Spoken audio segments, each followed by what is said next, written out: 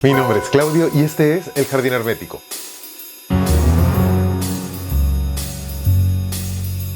Este es el segundo video que hago este mes sobre Charles Dickens. Hoy día vamos a hablar de dos novelas que son fundamentales dentro de la creación de nuestro autor. Vamos a hablar de David Copperfield, una gran novela que presenta un mundo complejo y que tiene mucho de la biografía personal de Dickens.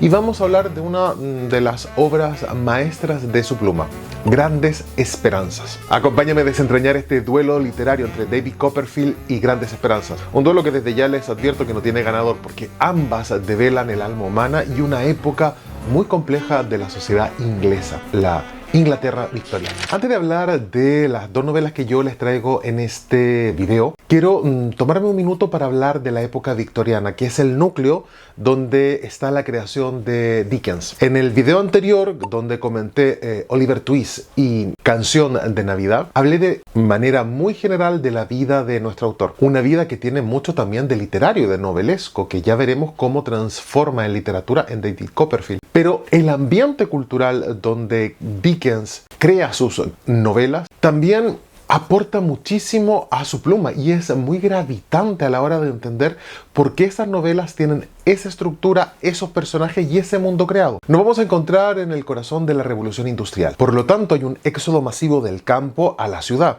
Ciudades que no estaban preparadas para recibir tal cantidad de personas que venían de un ambiente rural a el complejo mundo que usualmente se teje en las ciudades. Además, venían a una ciudad que los iba a someter a largas jornadas de trabajo en condiciones muy discutibles y seguramente insalubres, y que ellos van a tener que sufrir porque van a llegar como casi el último eslabón social. Mientras tanto ocurría esto con la migración del campo a la ciudad, se enaltecía cada vez más esta burguesía industrial que amasaba fortunas a través de el trabajo en las industrias, con una sensación de progreso ininterrumpido desde casi un siglo. Obviamente esa tensión social entre los muy pocos que tenían mucho y la gran masa que trabajaba en ambientes laborales muy opresivos, con largas horas de trabajo, con poca manutención, poco espacio de recreo o incluso de descanso, genera estas desigualdades que la prosa de Dickens va a capturar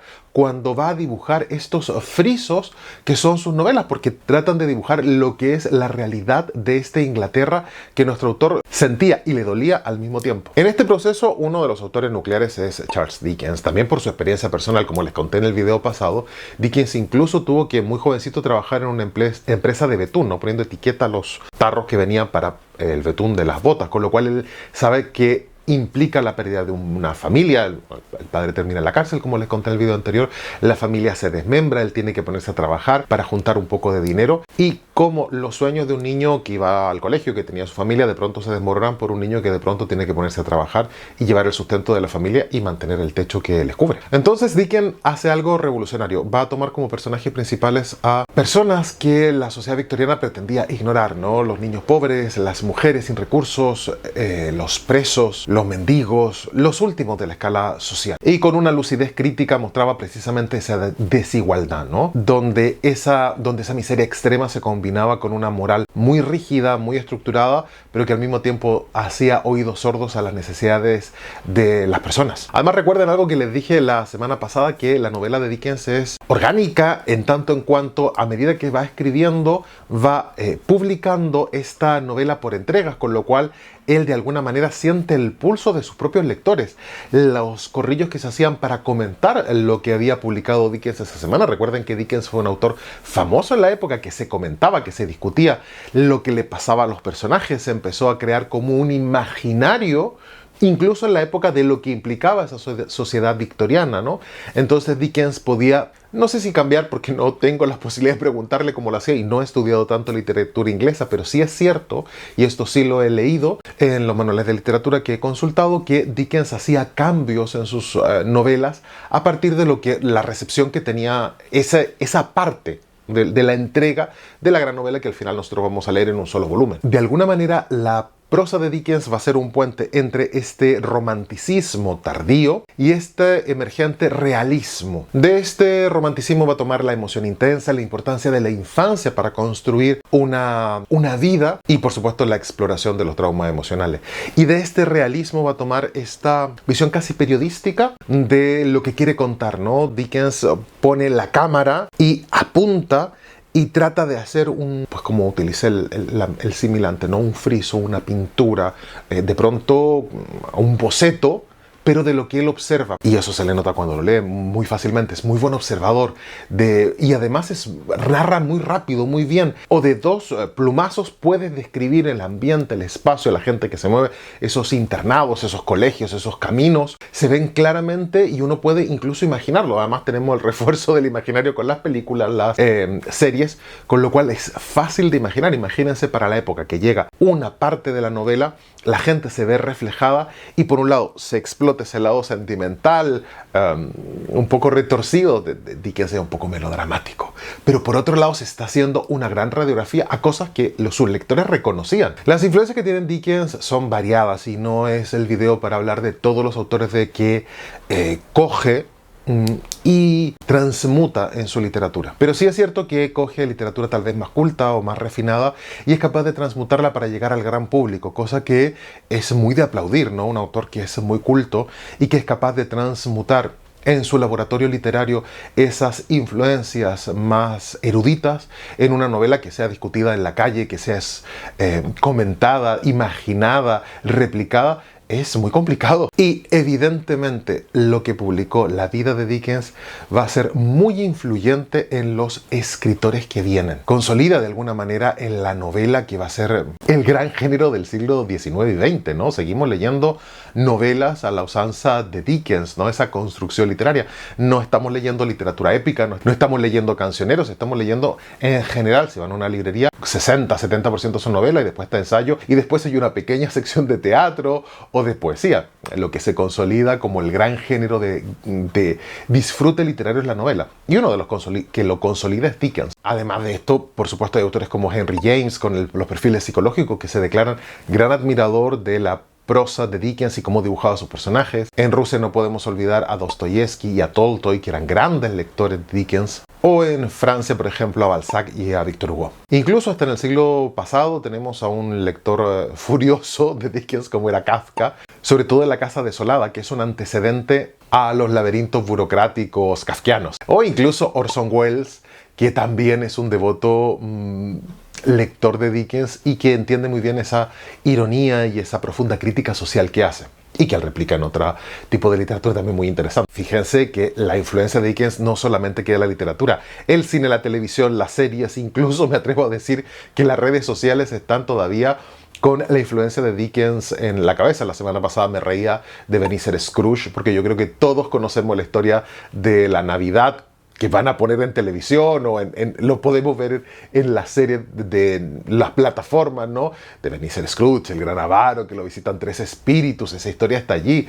Y todas esas aventuras de, un poco telenovela también lo voy a decir así, ¿no? De el huérfano que recibe un gran patrimonio de un benefactor anónimo, todas esas viudas que sufren, todos esos héroes que tienen que hacer grandes ascensos sociales, pero que a la mitad caen y vuelven a surgir, esos villanos caricaturescos un poco. Bueno, gran parte bebe del imaginario inglés de la época a través de la obra de Dickens. Y lo bonito de la obra no es solamente que Dickens haya creado esos personajes y que se hayan perpetuado, sino que Dickens hace algo que es interesante siempre, que es la literatura cómo lee la realidad, ¿no? La realidad está ocurriendo afuera, la literatura no solamente la lee, la distorsiona, en el sentido que elige cierta parte de la realidad, la transforma en lenguaje, la comunica y las personas que la reciben vuelven a mirar la realidad que los circundan a través de ese prisma, ¿no? Un escritor como Dickens coge la realidad y la vuelve una caricatura, un espejo convexo, un reflejo tal vez distorsionado, pero que pone en relieve eso de la realidad que la caracteriza en ese minuto y la gente cuando lo lee dice, sí, mira, esto es así, esto no, esto me recuerda lo que me pasa y esto me hace reflexionar o no de la experiencia vital que tengo en esta época. Sobre todo caminando por un territorio tan delicado como la orfandad, sus novelas, casi todas son novelas de formación, por lo tanto de la infancia, la orfandad, los procesos de aprendizaje, la violencia que se ejerce sobre el pobre, sobre la niñez primero y después sobre los pobres. No sé, creo que la obra de Dickens sigue estando vigente, aunque hayan pasado estos siglos, porque no deja de hablar al hombre contemporáneo, ¿no? Al hombre que de post-era industrial todavía está descolocado en esta relación que tenemos compleja con la sociedad, con la ciudad, con los muy pocos que tienen mucho y los muchos que tienen poco. Hablemos de David Copperfield. Les debo confesar que mi novela preferida no son Oliver Twist ni Canción de Navidad, que me gustan mucho, son muy entretenidas, que mis novelas preferidas son David Copperfield y sobre todo Grandes Esperanzas. Grandes Esperanzas me parece una novela fantástica. Ahora, David Copperfield tiene lo suyo. Yo creo que lo único que me molesta es que es muy larga y yo hubiera hecho ciertas ediciones a ciertos personajes que me ponen de los nervios. Es complicado resumir la obra sin hacer spoiler, contándole la mayoría de los hilos argumentales. Es una obra muy compleja. Ocurren muchas cosas, están ocurriendo muchas cosas dentro de la vida de David, pero les voy a tratar de contar algunas cosas de toda la que ocurre. Seguramente haré spoiler, así que si no quieren tener spoiler, cuando ya vea que empiezo a contar más allá de la mitad, salten al siguiente o directamente ya nos vemos la próxima semana porque seguramente haré algún spoiler. Espero que disfruten y sobre todo lo que espero es que les den una oportunidad a la novela que, aunque es grande y hay ciertas partes que a mí personalmente me ponen de los nervios porque soy un señor pesado y cascarrabia, seguramente les va a entretener un montón. A mí me sorprende lo entretenido que puede ser. Si llevas bien las descripciones, si llevas bien los universos creados y te parece interesante, yo creo que vas a disfrutar como un enano de estas dos novelas porque son súper envolventes, súper atmosféricas.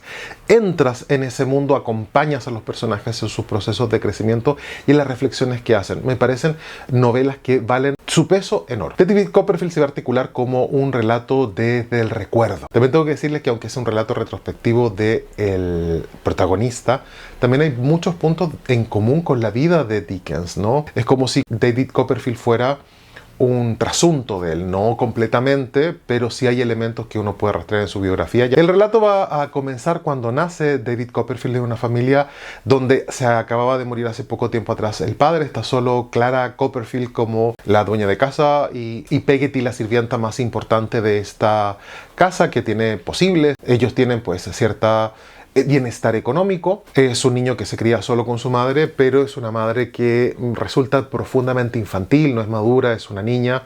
A mí la verdad es que me ponía un poco de los nervios la señora, debo decirlo. Y la aparición al principio de la novela de una tía que va a volver a salir después, una tía muy original, un poco estrafalaria, muy original por decirlo así, muy marimandona, pero que después le vas a coger cariño cuando vuelva a salir en un futuro y lo dejo allí.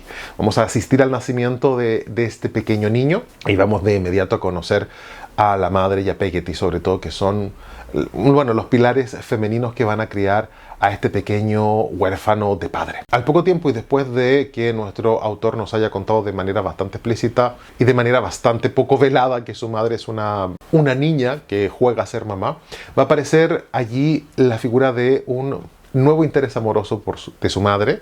La van a conquistar y va a aparecer este padrastro que es bastante severo, pero sobre todo la hermana, ¿no?, de este padrastro, la hermana Jane, que es una mujer cruel. Y por lo tanto esta pareja de hermanos va a someter a toda la casa Copperfield bajo su mirada dura, estricta, y un poco los van a tener todos en el terror, ¿no? Así que los pocos meses después de someter a la madre, Clara, someten a Peggotty porque evidentemente es una sirvienta, así que tampoco puede hacer mucho y por supuesto termina sometiendo al pequeño David, que después de una discusión que tienen un poco escandalosa con el padrastro, va a terminar puesto en una institución de enseñanza, con lo cual lo van a coger, a los 8 o 9 años lo van a sentar en un carruaje y lo van a mandar directamente a estudiar a otra ciudad. De inmediato conocemos cómo este niño tiene que valérselas de manera independiente siendo muy pequeño. A mí me daba, ya le digo, con estas novelas de Dickens, ahora que soy padre, se me aprieta más el corazón. Tal vez cuando los leí por primera vez a los 20 años era más inmune, pero ahora que soy padre, pues yo me pregunto si a un niño de esa edad podría hacer lo que le pide Dickens a sus personajes que son proezas incluso ahora para adolescentes o para adultos, ¿no? Subirse a un carruaje, pagar un hospedaje en la noche, volver a subirse, conocer a gente, en fin. Llega a un internado cruel, malvado, una de las partes más deliciosas de la novela, también les debo decir, con unos personajes esperpénticos muy curiosos y muy graciosos, que va a ser muy replicado después en la literatura. Es como la típica escena de los molinos de viento del Quijote. Mira que largo el Quijote, y como que volvemos siempre a los molinos. Aquí también en David Copperfield volvemos a esa parte del internado, porque son unos niños trastos hasta la aparición del director y de otros profesores del cuerpo docente que son muy violentos. Lamentablemente, por agotamiento, la madre de David muere, con lo cual su padrastro y su tía política van a decidir que lo mejor que pueden hacer es sacarlo del colegio para no gastar más dinero en este colegio-internado, y lo van a mandar a trabajar en una circunstancia muy dolorosa. Nuevamente el niño de 10 años o así, 9, 10 años, ya no me acuerdo de la edad, pero pequeño, tiene que ponerse a trabajar. Y esto evidentemente tiene relación con la experiencia vital de Charles Dickens cuando trabajaba en la fábrica de betún. En este caso, el niño que sufre un montón, que de todas formas conoce personajes que van a ser importantes en el resto de la novela, pero no le puedo contar, son muchos, pero en el colegio hace amigos que son entrañables cuando trabaja, cuando se pone a trabajar y lo explotan de lunes a domingo. También otros compañeros inquilinos que viven con él, con un niño que vive solo, pero bueno, otros inquilinos de ese espacio donde él va a poder dormir en las noches, que son encantadores, unos tipos geniales que pasan de endeudados, también van a ser importantes en un futuro. Pero bueno, lo cierto es que él llega al límite del agotamiento y decide huir y dejar el trabajo, y recuerda que tiene una tía un poco particular que asistió a su nacimiento, con lo cual coge carretera y manga, literalmente, coge su chaqueta, su abrigo y las dos pertenencias que tiene y el poco dinero que podía ahorrar para pagarse el techo y la manutención mínima que tenía, lo poco que tenía, y se va a la carretera con la intención de ir a Dover a buscar a su tía, a ver si lo puede amparar, porque francamente ese chico así, pues no le doy yo mucho tiempo de vida con ese nivel de sufrimiento que tenía. Después de recorrer a pie media Inglaterra y sufrir muchísimo, lo pasa francamente mal, le roban. Bueno, no les quiero contar cada una de las batallitas, pero hay partes que son, madre mía. Lo que pasa, llega a esta ciudad y encuentra a esta tía, la tía Betsy, que es un genio y figura hasta la sepultura, que vive con un abogado que está medio loco, otro personaje encantador. Bueno, y al principio la tía pues queda un poco perpleja, pero hace dos cálculos, suma y resume y dice, pues vale. O sea que mi hermano se casó con tu mamá, yo conocí a tu mamá era como era. Se casó con este otro hombre, mira tú por dónde, te sacan de un internado que te trataban francamente mal, te mandan a trabajar, y tú de la desesperación decides cruzar media Inglaterra y venir a verme. Feliz no era, criatura. Así que lo va a tomar a su cargo y va a terminar de criarse. Ella se va a preocupar de su educación, se va a preocupar de ponerlo en una institución educativa. Esto es muy importante porque David al fin conoce un espacio de educación que lo valora por ser persona. Mira tú qué modernidad más grande. Y a medida que va pasando los años, también David va creciendo, termina sus estudios, comienza a trabajar como abogado, se enamora de la hija de su jefe. Él, para juntar más dinero, trabaja como taquígrafo, le pasan ciertas vicisitudes a su tía, él tiene que ponerle el hombro, trabajar muchísimo para tener cierta solvencia económica. Y aquí ya, si lo quieren dejar, porque si no, de aquí en adelante les voy a destruir la novela, ya lo tengo trabajando, si no lo quieren saber qué va a ocurrir, aquí ya voy como por la mitad, salten a la siguiente novela, y también cuando llegue a la mitad pueden saltar al final, pondré un gran alerta spoiler, pero ahora les seguiré contando qué ocurre así. Cositas, porque pasan muchas cosas entre medio. Estoy saltándome la mitad de la novela, pero por lo menos seguimos a David. David se va a casar con Dora, la hija de su jefe, que a mí personalmente me desespera. No lo siguiente: ella, su perro, su familia, su padre, todo me crispa los nervios. También es bastante raro, me gusta usar esa palabra, aunque casi todos los videos digo que es rocambolesco, porque es un poco rocambolesco, lo volveré a usar en todos mis videos. Lo que ocurre para que terminen casándose, el viaje, la muerte del padre, todo lo que ocurre para que terminen juntos, las tías, todo es un poco... Tiene ese lado melodramático y también un poco gracioso, que también yo supongo que este señor tendría que vender sus textos literarios, con lo cual tenía que ponerle ese sazón gracioso y muy irónico, pero terminan cumpliendo el sueño de casarse. Sobre todo de David, la chica se casa, pero no deja de ser una niña. Es un reflejo de su madre, ¿no? Voy a decir un comentario muy contemporáneo, muy moderno, pero es un poco el complejo de Edipo, ¿no? Se encontró una novia que se parece muchísimo a su madre, que no dejan de ser niñas grandes, pero son niñas, que está más preocupada del perrillo, que no sabe sumar, porque no sabe cocinar y se pone a llorar si la miran feo, se pone a llorar. A mí, personalmente, me daban los 7 males. Ahora, sí es cierto que a partir de lo que va ocurriendo uno le toma... En mi caso no fui capaz de tomarle cariño al personaje, pero sí la entiendo en su proceso psicológico. Entiendo que sobre todo quería mucho a David y por lo tanto ellos en esa relación muy infantil eran felices. Yo todo el rato tenía ganas de gritarle 4 cosas a la pobre señora para que madure, pero bueno, ella era así, una niña grande, y hay que entenderla dentro de la dimensión que fue criada para ser niña bonita, una mujer florero. Que también, hombre, estamos en la época que estamos y ya ser una mujer bonita y saber llevar una conversación es suficiente trabajo, y que ella lo tomó muy hidalgamente. Ya vamos a ver que a partir del tiempo ella va a adquirir una enfermedad y lamentablemente se va a terminar muriendo ella y su perrito y todo lo que implica, ¿no? Y David va a tener una gran crisis. Mientras tanto están pasando un montón de cosas que me he hecho absolutamente loco, porque si me pongo a contar el video dura 1 hora y ya estos videos vi que se están saliendo larguitos, entonces pues corto. Ni siquiera les voy a contar del malo malísimo de esta novela, de cuando David se tiene que ir a estudiar, alquila una habitación y la familia donde vive es encantadora, y sobre todo la hija le cae muy bien a David Copperfield, se tiene una relación muy estrecha, son como hermanos, y allí también va a vivir ese personaje oscuro, mezquino, va a trabajar ese personaje oscuro, mezquino, con el padre de familia de ese hogar, y allí va a haber unas conspiraciones terriblemente importantes. Pero bueno, lo dejo ahí, lo presento, ese personaje terrible. ¿Por qué lo presento? ¿Y por qué tengo que hablar de él? Aunque es una gran novela psicológica y el malo malísimo es solo una parte. Porque cuando David queda viudo, viaja a Europa, hace un viaje de introspección y descubre que en realidad esa persona con la que se había criado, que era la hija del dueño de casa donde se hospedaba, a la que él llamaba hermana, siempre ha sido el objeto más puro, que ha estado más cerca de su corazón, con el que siempre ha sido más feliz, y que lo natural es que él se haya enamorado de esta chica que es buena.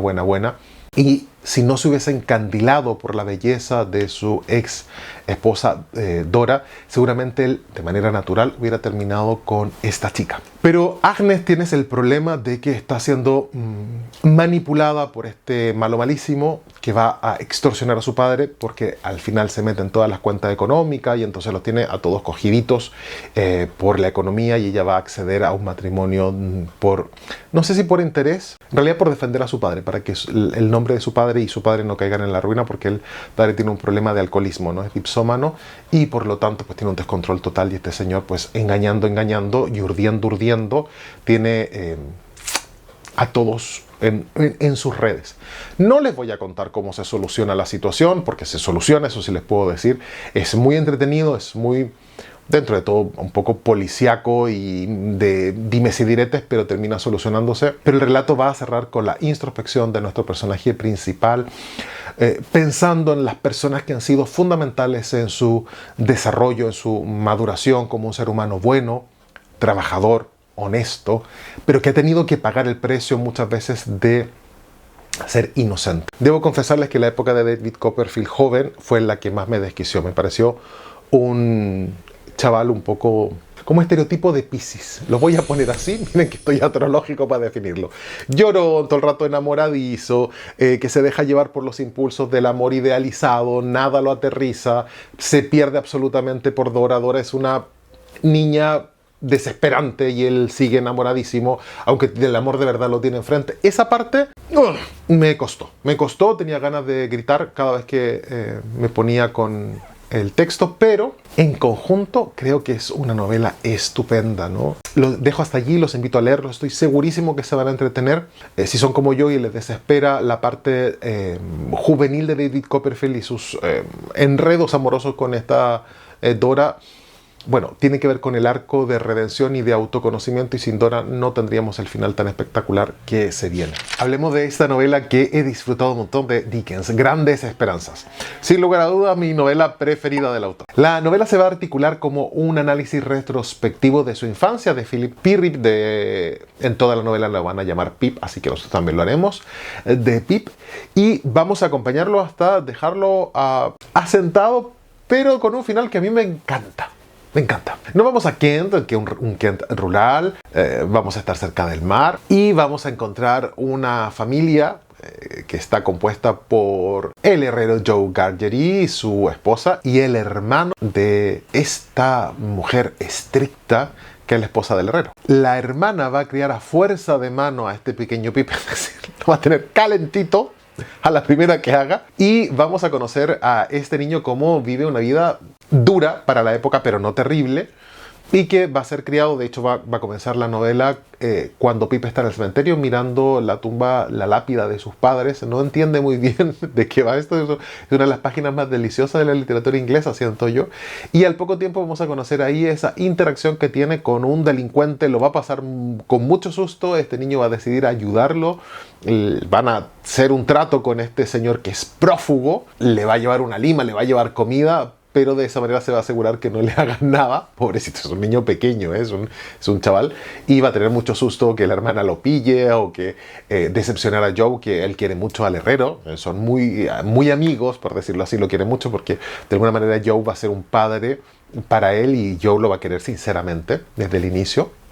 Hay una fiesta de Navidad y todo va a precipitar porque van a ir a buscar los militares en una ronda que se han escapado, y van a entrar van a golpear la puerta de la casa del herrero porque le necesitan recuperar unas esposas. Bueno, al final que las personas, los invitados que estaban allí y Joe y el pequeño Pip van a ir en busca de estos delincuentes. Ahí va a descubrir que el fugitivo es una de las personas que él había ayudado. Va a tener un poco de miedo al pobre chico, pero no va a ocurrir nada por ahora con ese episodio. Podría quedar como un episodio anecdótico de su infancia, pero después adquiere otras dimensiones.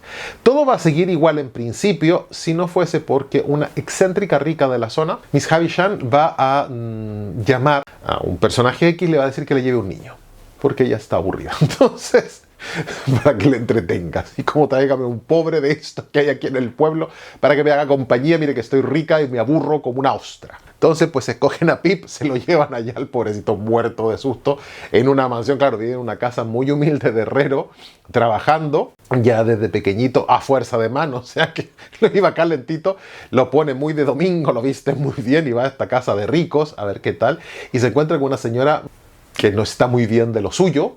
La habían dejado plantada en el día de su boda, con lo cual aparece en su habitación con una señora mayor, una anciana que sigue siendo anciana durante toda la novela. Yo me pregunto qué tendría la buena mujer al final de la obra, porque ya al principio es una anciana vestida con traje de novia, y la idea es que cuando le ocurre esto ella congela el tiempo, ¿no? Es una señora con mucho poder económico, excéntrica. Entonces está vestida con su traje de novia ya todo amarillento, todas las joyas están puestas por allí, todo. De hecho va a estar calzada solo con un zapato, el otro zapato va a estar donde debía estar en ese día, arriba del tocador, porque ella no quiere tocar nada y al principio pues es un poco brusca. Pero aquí lo interesante es que va a conocer a Isabella, que es la criada de Miss Havisham, y de inmediato nuestro Pip se va a prendar de Estela. Estela es guapísima, es una chica que está es la criada de la señorita Havisham, pero al mismo tiempo es su heredera.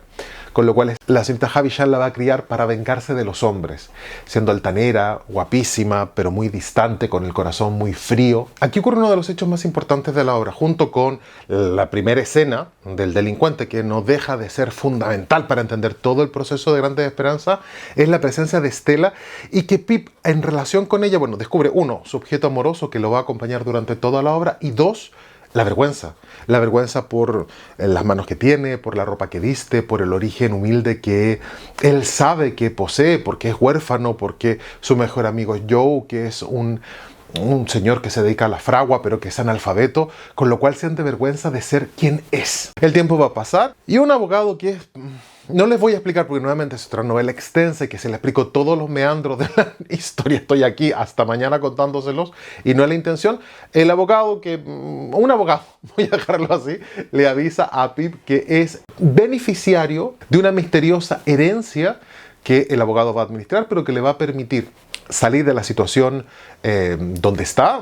Todavía es un chico, no ha crecido, no es que sea grande, pero que con ese dinero lo van a transformar en un gentleman, va a ir a estudiar, va a desarrollar una carrera y él, a partir de la condición económica que se le propone, tiene que transformarse en pues, un caballero londinense. Pip saca la conclusión lógica. Bueno, señorita Havisham ha decidido que de todos los niños que lo iban a entretener cada cierto tiempo, los niños crecían y ya lo iba desechando, tráigame otro niño para que me entretenga, pues había decidido que él era el elegido y que él lo iba a levantar de su situación de pobreza porque seguramente iba a terminar como pareja de Estela, ¿no? Entonces él hace sus cálculos y dice, vale, voy a comenzar toda esta historia de perfeccionamiento para merecer la mano de esta chica que también la señorita Havisham, como es una rica, pues caprichosa y un poco, muy excéntrica, ha decidido que van a ser marido y mujer. Entonces nuestro personaje pues deja atrás a toda su familia. Hay ciertos elementos que me estoy saltando, me estoy saltando muchas cosas que son muy importantes para entender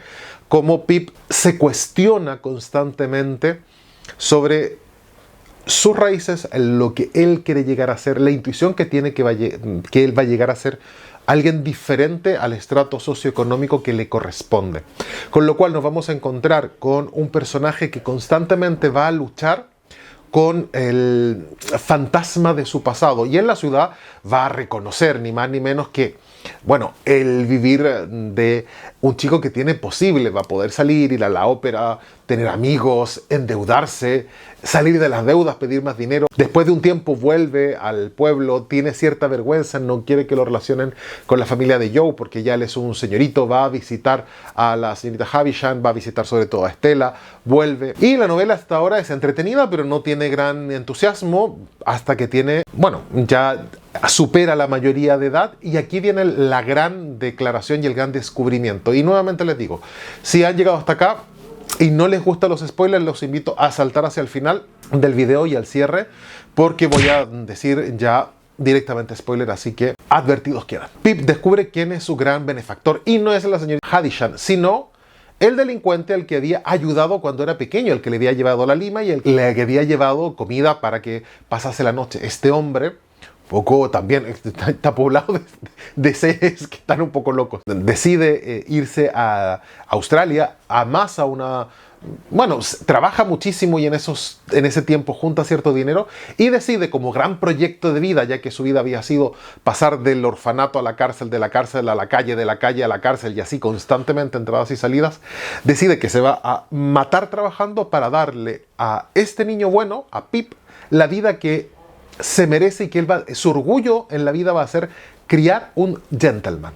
Todo el esfuerzo que va a tener va a ser buscar que este pequeño niño pobre que lo ayudó cuando el más necesitado estaba, sí que sea un gentleman. Con lo cual Pip, cuando conoce esto, porque el señor llega a Londres, se queda en la casa donde está viviendo y pasan un montón de situaciones un poco graciosas y un poco absurdas también, porque Pip lo pasa francamente fatal con este señor que llega y es, claro, el Pip ya se volvió un señorito de ciudad, entonces de pronto llega este señor que era un delincuente que la fortuna la ha amasado a punta de muchos sacrificios y después haciendo un poco de triquiñuelas, pero en general trabajando muchísimo.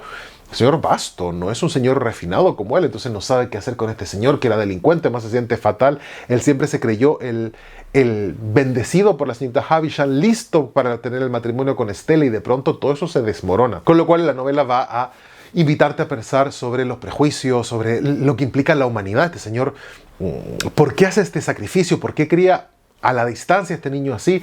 Y lo que él quiere en realidad, que le den un poco de afecto hacia este pobre señor, aunque es un delincuente y no ha hecho cosas muy edificantes. Sí es cierto que tú ves y que ha tenido una historia de vida muy complicada. Mientras tanto, la historia de la señorita Havisham y de Estela llega al clímax. Ella va a, casarse. Aunque ella tiene Estela del corazón absolutamente seco, la han criado para eso y la relación entre su benefactora y ella es súper tensa, se va a terminar casando, va a ser un mal matrimonio y cuando Pip ya en el paroxismo de la desesperación entre en conversaciones con Mrs. Havisham y se entere de todo el daño que ha hecho, bueno, la buena mujer accidentalmente pues va a terminar mal, va a terminar todo muy mal. No les quiero contar mucho más de la obra porque si no, ya les digo, me voy a meter en muchos meandros muy complicados para poder argumentar todo lo que ocurre, pero es interesante lo que le pasa a la hermana de Pip, la redención, el arco de trabajo que tiene Dickens con el personaje de Joe es precioso. Stella es un personaje muy de claroscuro, el ladrón es un personaje fascinante. Y Pip sobre todo, ¿no?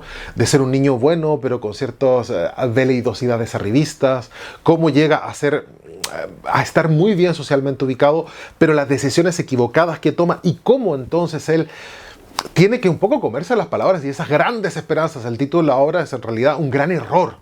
De eso se trata la novela. Y el final es precioso con la persecución, la huida, los amigos, el barco, el señor enfermo, que Pip lo vaya a acompañar en las últimas, en la prisión. Y el final no es un final feliz. Y esto es radical. Creo que es el gran triunfo de Dickens como narrador y gran parte de la modernidad de la obra. Que tampoco es un final triste, es un final coherente con el mundo creado. No les pienso decir en qué termina, pero es coherente el final para la señorita Havisham, para Joe y otra persona que está por allí. El final es coherente para, sobre todo, Pip y Stella. Es un final muy bonito, aunque tiene dos versiones. En mi edición ya lo contaban, que el Dickens lo termina de una manera, recibe ciertos comentarios y lo alarga un poquito más, le da un poquito más de aire, aunque no lo deja feliz al personaje, lo deja tranquilo, asentado, siendo capaz de reflexionar sobre su historia y entendiendo cuáles son estas grandes esperanzas, en qué uno debería depositar su esperanza. Y no es precisamente en el ascenso social y entrar en esta burguesía un poco decadente y victoriana, sino tiene que ver con desarrollarse como persona y tener ciertas afectividades y relaciones interpersonales que lo apañen. Es una novela que me encanta, que al final creo que es de 10 y es redondo, y que precisamente gran parte de esa fuerza radica en que no sea un final de teleserie. Vaya, sabemos que Dickens es un pelín con tendencia a lo melodramático y que haya apostado por un final que no termine todo edulcorado, me ha parecido muy, muy revolucionario. Leer el mes pasado David Copperfield y Grandes Esperanzas ha sido maravilloso. Me lo he pasado estupendo. Saben que los he escuchado en audiolibro ambos. He vuelto cuando tenía 20 y tantos años y lo leí por primera vez, estas dos novelas. David Copperfield me ha entretenido un montón, sobre todo si sacamos la parte de Dora que me desquició. Y Grandes Esperanzas me parece increíblemente moderno con un personaje con muchos claros oscuros. No es el típico, no es Oliver Twist o David Copperfield, que son buenos de corazón, ya muy buenos, demasiado buenos, y no es un personaje que es un poco egoísta, que es un poco arribista, que no entiende bien de dónde viene el afecto, y eso mismo lo hace mucho más humano, mucho más interesante desde mi punto de vista. Y el personaje de Stella y de las señoritas Havisham y Joe, todos me parecen un mosaico delicioso de la educación, del pensamiento, de la lógica que dominaba esa era victoriana inglesa. Recomendadísimas ambas novelas y creo que lo van a pasar estupendamente. Si tienen cualquier comentario, por favor me lo dejan acá abajo. Y si quieren seguirme en mis redes sociales, en Instagram, en TikTok y en Goodreads, que es una extensión del canal. Y como siempre les digo, por favor suscríbanse, compartan, denle a la campanita para que les avise cada vez que subo un video. Y también en el enlace que está en la caja de descripción pueden inscribirse para recibir mi newsletter, que sale justamente en unas horas más. Nos vemos la próxima semana. Mi nombre es Claudio y este es El Jardín Hermético.